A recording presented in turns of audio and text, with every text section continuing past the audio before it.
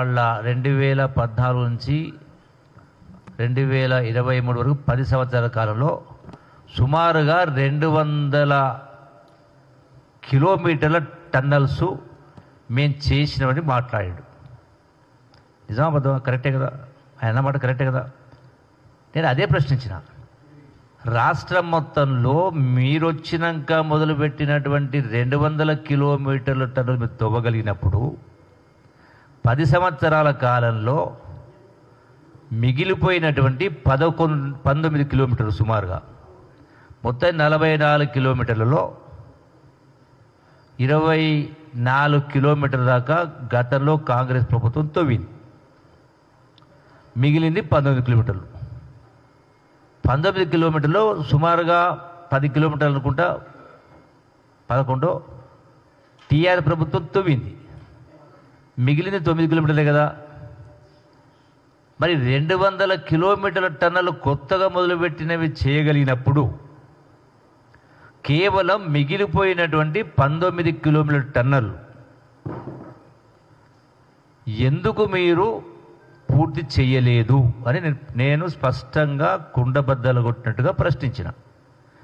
దానికి సొల్లు పురాణం చెప్పిండ్రు. కానీ నేను అడిగిన ప్రశ్నలో నిజామాబాద్ అని చెప్పాలి కదా.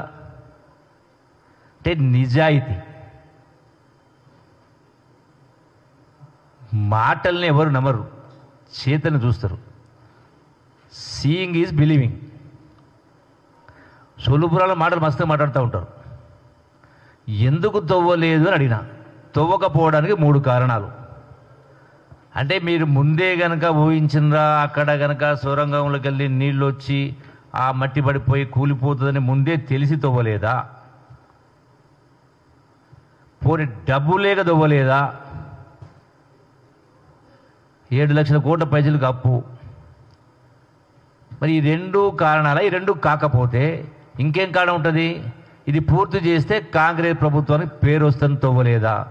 ఈ 3 కాకుండా ఇంకేమైనా కారణం ఉందా? చెప్పాలి కదా. రెండవది,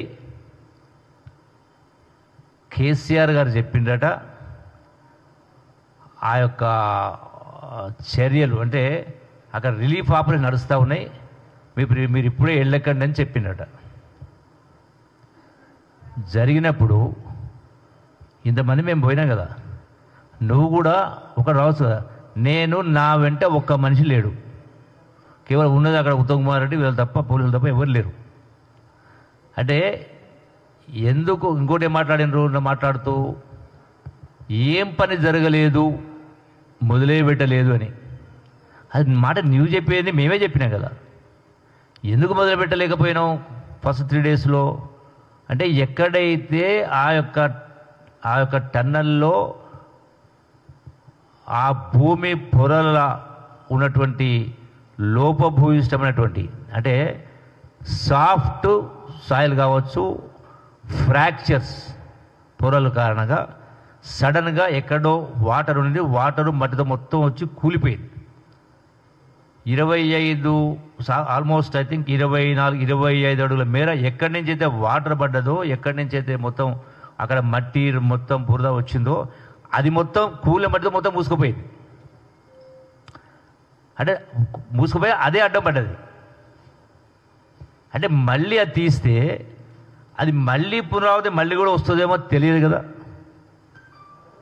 సో అది చేసినప్పుడు ఎవరైతే ఆ యొక్క 8 మంది అందులో ఉన్నటువంటి వాళ్ళని వెలికి తీయాలన్నప్పుడు దానికోసం 40 మందో 50 మంది 100 మంది లోపలికి పోవాలి కదా. So all of sudden machine లోపలికి పోయే పరిస్థితి లేదు. సపోజ్ ఆల్ ఆఫ్ మొత్తం తీసినాం అనుకో, ఇమ్మీడియట్ తీసినాం అనుకో, మళ్ళీ అదే వరద అదే బురద మట్టి ఇంకా ఉందేమో వస్తే వీళ్ళు పోయిన వాళ్ళు లోపల వాళ్ళు కూడా వాళ్ళకి సమాధాన పరిస్థితి వస్తుంది కదా. అది ఇంత స్పష్టంగా చెప్పిన తర్వాత కూడా కామన్ సెన్స్ లేకుండా మొదలే పెట్టలేదంటే అంటే నీవు వచ్చినప్పుడు మొదలు పెడతారా? అంత ఆల్రెడీ ఎప్పుడైతే ఎన్ని ఏజెన్సీలు ఒకటి company JP associates, 2 Robinson company, తర్వాత NDRF team, army team, naval team, Singareni, rat man holders, SDRF, national geo sensing agency, ఎన్ఆర్ఎస్కి రాయడం జరిగింది. అంటే స్కానర్ ద్వారా ఆ భూమి యొక్క అయితే దాని టైప్ నేచర్ ఆఫ్ సాయిల్ కానీ నేచర్ ఆఫ్ రాక్ కానీ ఉందో తెలుసుకోవడం కోసం వాళ్ళందరినీ పిలిపేయడం జరిగింది జాతీయ స్థాయిలో. అంటే వాళ్ళందరూ పనిలోకి వచ్చిన తర్వాత 3 రోజులు వాళ్ళే సజెస్ట్ చేసారు. యాక్చువల్ మేము ఇమీడియట్గా ఇది చేద్దామనే పరిస్థితుల్లో ఇమీడియట్గా చేస్తే ఈ ప్రమాదం ఒకటి పొంచి ఉంది, దానిపైన స్పష్టత లేకుండా చేస్తే మరొక 8 మందిని కాపాడపోయి మళ్ళీ 50 మంది లోపలి పరిస్థితి వస్తుంది అనే కింద వాళ్ళవన్నీ కూడా వెరిఫై చేసి చెప్పిన తర్వాతనే అది ఆ కన్సల్టేట్ అయినట్టు కింద తర్వాతనే మొదలుపెట్టడం జరిగింది.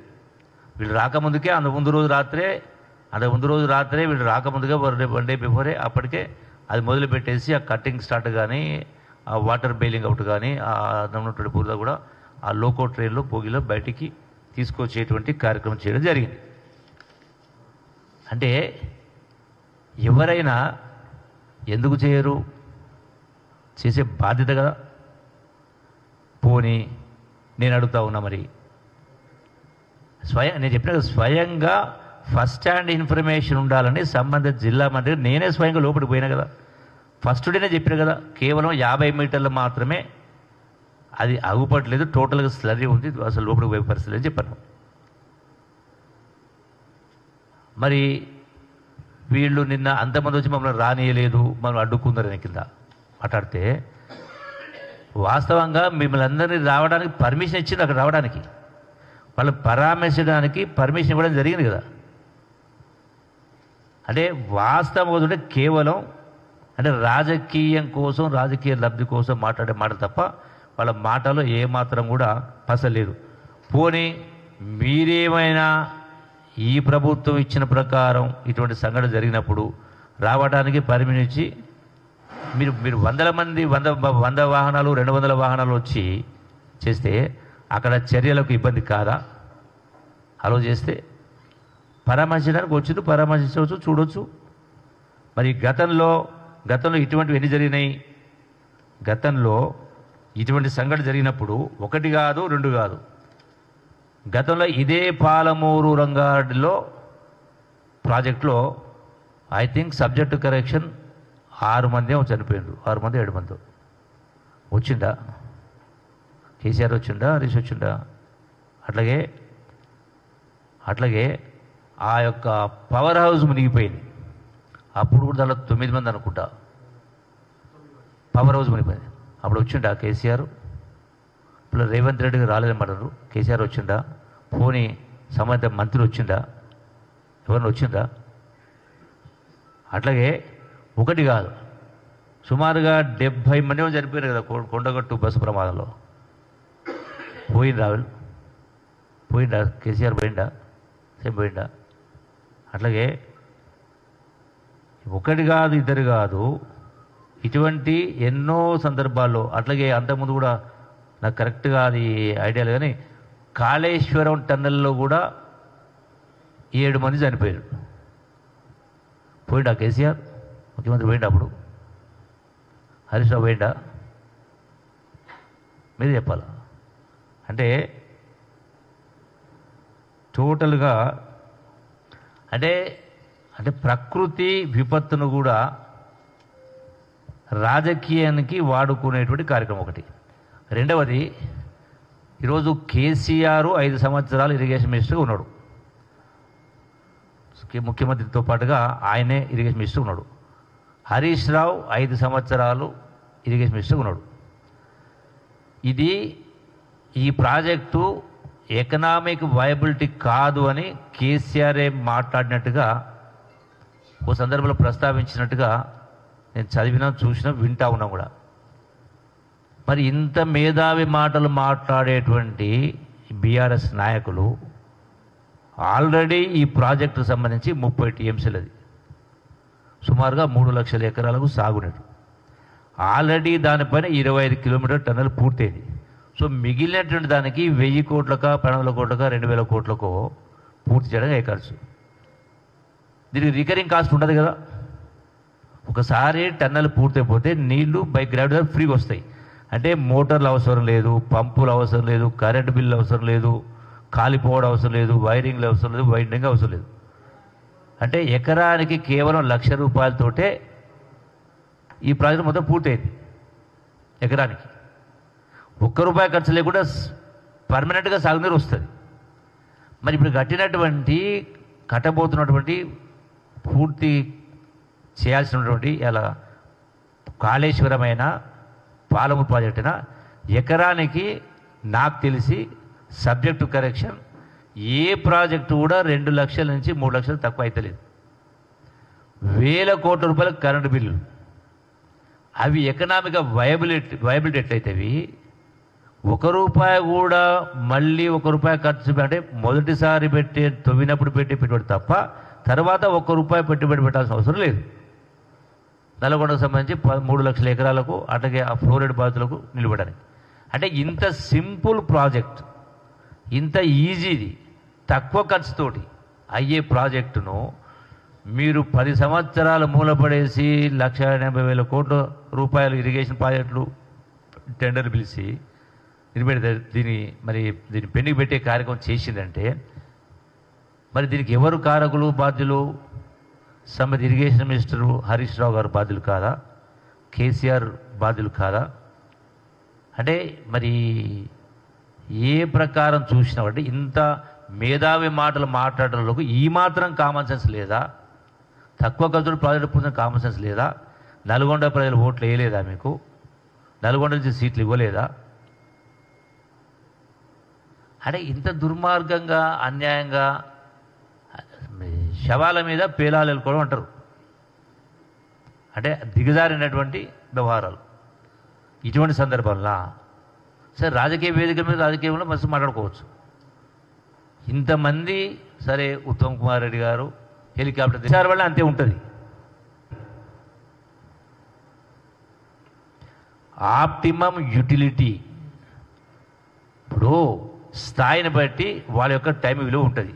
ప్రధానమంత్రి టైంకు ఒక విలువ ఉంటుంది, ముఖ్యమంత్రుల దానికి ఒక విలువ ఉంటుంది, మంత్రులకు విలువ ఉంటుంది, ఇంకా అట్లా పనిచేసిన వాళ్ళకు కూలి ఒక పద్ధతి ఉంటుంది, విలువ ఉంటుంది. అంటే ఆప్టిమం యూటిలిటీ పనిచేయాలన్నప్పుడు డెఫినెట్గా వాడాలా, వాడకపోతే తప్పవుతుంది.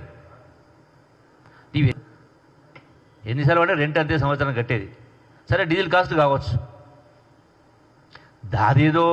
అదేదో పాపం చేసినట్టుగా తప్పైనట్టుగా మాట్లాడితే అంటే మోస్ట్ అన్ఫార్చునేట్.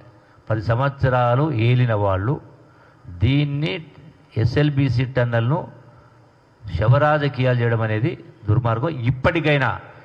ఇప్పటికైనా హరీష్ రావును స్పష్టంగా ప్రశ్నిస్తా ఉన్నా. మిగతావన్నీ పక్కన ఈ ఒక్కదానికి సమాధానం చెప్పంటున్నా. ఈ ఒక్కదానికి నేను కూడా ఆరోపణ చేయాలంటే చేయగలుగుతా. ఏమని? మీరు ఇన్ని సంవత్సరాలు దీన్ని పెండింగ్ పెట్టింది కదా, ఒకవేళ దీన్ని మిగతాది పూర్తి చేసినట్టుగా తక్కువ ఖర్చుతోటి ఎక్కువ ఆయకట్టు వచ్చే ప్రాజెక్టు పెట్టిన పూర్తి చేసి ఉంటే 10 సంవత్సరాల కింద ఏదైతే సొరంగం ద్వారా నీళ్ళు వచ్చిందో ఆ తర్వాత ఏర్పడ్డదేమో. మీరు చేసింటే ఈ సంఘటన జరగబోనేమో అని నేను కూడా అనొచ్చు కదా. కానీ అనను. నాకు ఇంగిత జ్ఞానం ఉంది, కామన్ సెన్స్ ఉంది.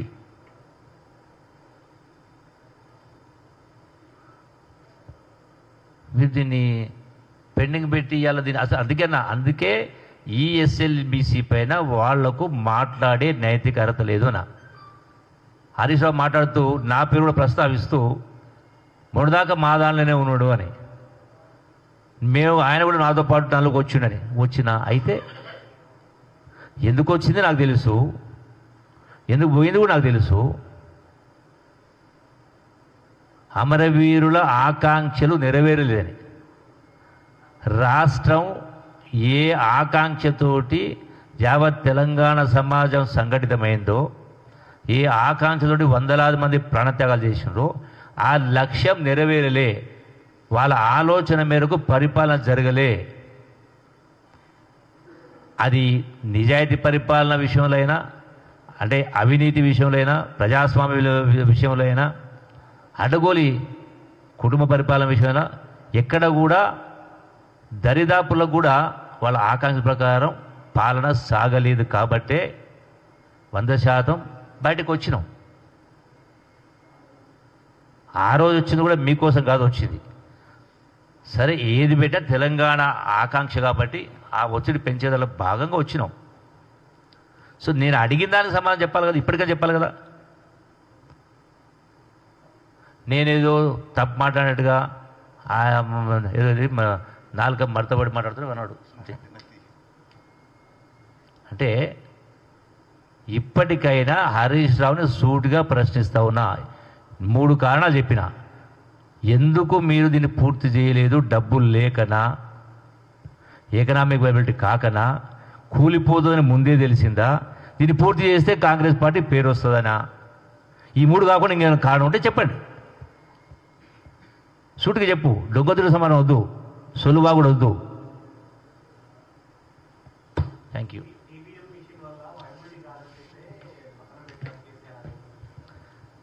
కామన్ సెన్స్, తెలివి ఉండాలా. టీబీఎం మిషన్ తవ్వేంత వరకే, తవ్విన తర్వాత టీబీ మిషన్ అవసరం ఉండదు. మొత్తం కలిపే కదా. 3 లక్షల ఎకరాలకు 4,000 కోట్లు, పోనీ 5,000 కోట్లు అనుకో, ఎకరాకైతే 1,50,000 కోట్లే కదా. మీరు కట్టాలా. లిఫ్ట్ ఇరిగేషన్ ఆప్షన్లు కూడా తెలంగాణ కట్టాలా. లిఫ్ట్ ఇరిగేషన్ చేయడాన్ని నేను తప్పు పడతలేను. దానికి అయ్యే ఖర్చు ఎకరాకు 2 లక్షలు 3 లక్షలు అవుతా ఉంది. ఇది కాకుండా రికరింగ్ కాస్ట్ ఎకరాకు 10,000 నుంచి 20,000 30,000 కరెంట్ బిల్ వస్తుంది పర్ ఎకర్. దీనికి ₹1 ఖర్చు కాదు కదా. నువ్వు 200 మీటర్లు 200 కిలోమీటర్లు టన్నులు చూపిన గొప్పగా మాట్లాడుతున్నావు. ఫైన్, బాగుంది. ఇది ఎందుకు చేయలేదన్నా?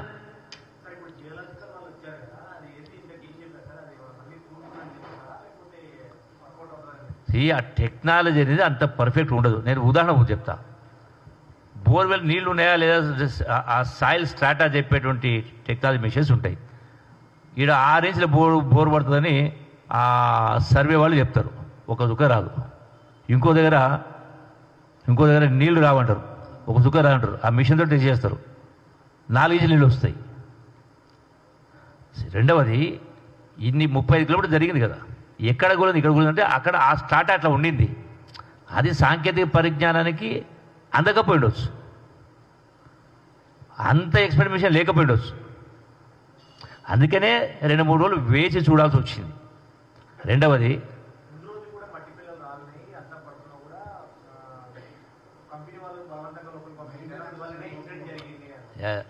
100% నేను కంపెనీ వాళ్ళను అక్కడ జరిగిన సందర్భం జరిగిన సంఘటన అప్రిషియేట్ చేస్తున్నాను. లేకపోతే ఆ మిగతా 42 మంది కూడా పోయేవాళ్ళు.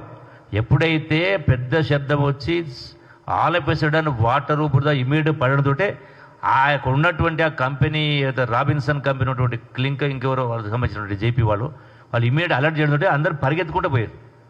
దాని కొందరు ఆ నీళ్లు అంటే వాళ్ళతో పాటుగా స్పీడ్గా నీళ్ళు వచ్చినాయి. నీళ్ళలో ఈదుకుంటూ కొందరు బయటకు వచ్చారు. మిగతా వాళ్ళు ఆ టీబీఎం మిషన్ గ్రౌండ్ లెవెల్లో ఉన్నారు కాబట్టి వాళ్లకు బయటకు వచ్చే అవకాశం లేకపోయినట్టుంది. అందుకే దానికి వాళ్ళు ఇరుక్కుపోయారు. నేను 100% సరే, ఎవరి అభిప్రాయాలు ఉంటాయి.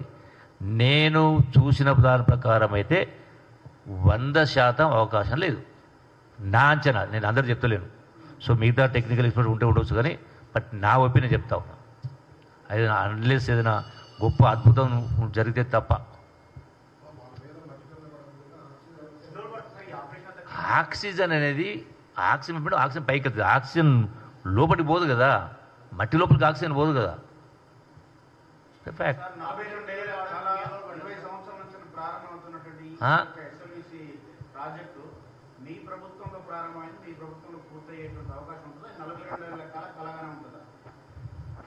కలగా ఉండదు, 100% పూర్తవుతుంది.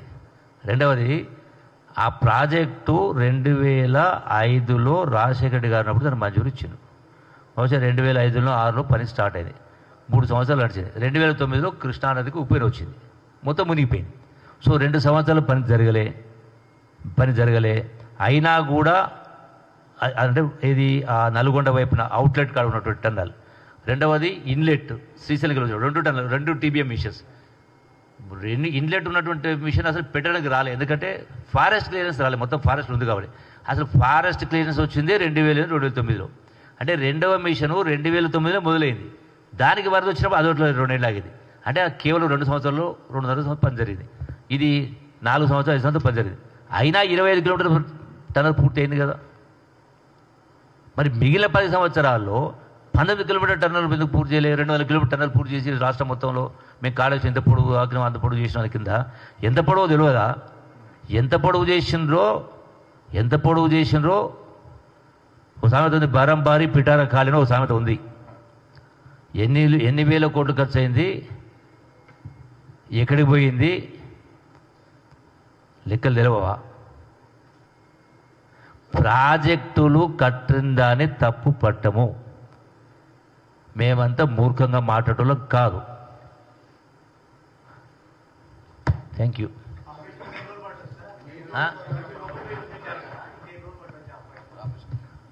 సరే, 1 డే పట్టవచ్చు, 2 డే పట్టవచ్చు, 2 డేస్ పట్టవచ్చు.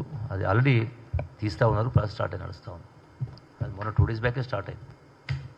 అంటే ఆ డిఫికల్ట్ సిచ్యువేషన్ లోపల చెప్తే కదా. ఇప్పుడు నేను పోయిన స్వయంగా పోతే కూడా 11 కిలోమీటర్ల వరకు ఆ లోకదారిలో పోయినాం. ముందుకు పోయే పరిస్థితి లేదు, ఇక్కడ దాకా నీళ్ళు వస్తున్నాయి, నడిచే పరిస్థితి లేదు. మెట్లెక్కి అదేంటి కన్వేయర్ బెల్ట్ ఇట్లా ఉంటుంది, ఈ మధ్యలో కాలు పెట్టి నడుచుకుంటూ పోయి అది మళ్ళీ తెగిపోయి మళ్ళీ దిగి ఆ సర్కస్ ఫీట్ల లెక్క ఎక్కుకుంటూ దుంకుకుంటూ గోడ పట్టుకొని ఆ చైన్ సపోర్ట్ పట్టుకుని రకరకాల. సో అటువంటి సిచ్యువేషన్ మిషన్ లోపలికి పోయే పరిస్థితి లేదు కదా. Okay, thank you. హరీష్ రావును సూటిగా ఈ ప్రశ్నకు సమాధానం చెప్తే, నీవు ఇంతసేపు 100 కార్లు తీసుకుపోయి మాట్లాడిన దానికి విలువ రావాలి అంటే, నీ మాటలు నమ్మాలంటే నా మాటకు సమాధానం చెప్పాలా. ఎందుకు 200 కిలోమీటర్ టన్నర్ తవ్వి 19 కిలోమీటర్ టన్నర్ వదిలేసారు? దానికి సమాధానం చెప్తే మిగతా మాటలు నమ్ముతారు.